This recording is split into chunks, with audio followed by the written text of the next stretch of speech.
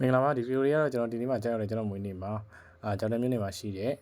ချီချင်းမြတ်တာပရာဟိတဂေဟာမှာပေါ့နော်သွားပြီးတော့အလူတန်းလုပ်တဲ့ဗီဒီယိုလေးဖြစ်တယ်ပေါ့နော်ဒီဘက်ကျွန်တော်မနေ့စောကြီးတော့ထွက်ခဲ့ရတယ်ပေါ့နော်ဒီလိုနဲ့ဒီကြောက်တက်မြို့အဝင်ဆိုင်မမရောက်ခင်ပေါ့နော်ဒီဂေဟာနေရှိပါတယ်အကင်မှာသွားပြီးတော့မနေ့စာထမင်းအလှလေးပေါ့နော်သွားလုပ်ကြနော်ရောက်တာစောရင်တော့ကလေးနဲ့ကန့်ကော်ပန်ဝိုင်းခူးနာဖြစ်တယ်ပေါ့နော်ဒါကတော့ကျွန်တော်မွေးနေ့လေးပါဒီနေ့ကထမင်းဆိုင်ရောက်တယ်ကလေးတွေကတော့စနေတကြနဲ့သူ့ပကံကြီးသူယူစားကြတယ်ပေါ့နော်ဒီတနက်စာတော့ကတော့ကျွန်တော်ချက်သားဟင်းရဲ့အရွက်ကြော်တစ်မျိုးရဲ့အရေးဟင်းတစ်မျိုးရဲ့ပေါ့နော်ကလေး235ရောက်စာတော့ကျွန်တော်ပြည့်ခဲ့တယ်ပေါ့နော်ကိုစီဇန်ကိုလည်းကျွန်တော်အချွေထပ်ပြီးတော့ဘူးတွေပေါ့နော်ဝယ်ပေးခဲ့ပါတယ်ကျွန်တော်ဒီမှာလည်းမွေးနေ့စမောသူတို့တောင်း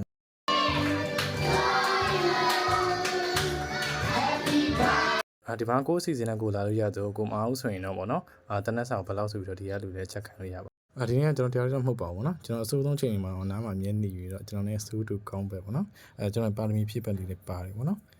ဒီနေ့မွေးနေ့ကတော့ကျွန်တော်ဒီကလေးတွေ main ရှိတ်စားနေတွေ့လို့ပြောရဲဆိုတာထက်ပေါ့နော်ပို့ပြီးတော့ PT ဖြစ်ရပါတယ်ဒီနေ့မှာကလေးတွေနှုတ်ဆက်ပြီးတော့ကျွန်တော်ဒီရေလေကြောက်တန်းဖျောင်းလာခဲ့တယ်ပေါ့နော်ဒီနေ့မွေးနေ့ကိတ်လေးကတော့ရေလေကြောက်တန်းဖျောင်းပါပဲbirthday happy လိုက်ပါတယ်ဒီနေ့မွေးနေ့ကတော့ပြောရဲပြောစရာကောင်းလို့ PT လည်းဖြစ်ဖို့ကောင်းကျေးဇူးတင်ပါတယ်